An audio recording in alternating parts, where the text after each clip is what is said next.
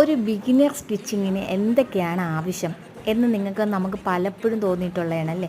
നമുക്ക് കടയിൽ ചെന്നിട്ട് എന്തൊക്കെ വേണമെന്ന് ചോദിക്കാൻ പോലും നമുക്ക് അറിയത്തില്ലായിരിക്കും.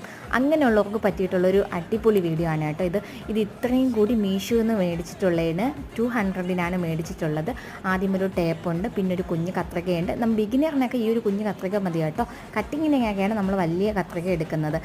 അത്യാവശ്യം നല്ല ക്വാളിറ്റിയിലുള്ളതാണ് ത്രെഡേഴ്സ്. അപ്പോൾ ഞാൻ ത്രെഡൊന്ന് കട്ട് ചെയ്ത് നോക്കുന്നുണ്ട്. ത്രെഡിന് നല്ല കട്ടിയുമുണ്ട് കേട്ടോ.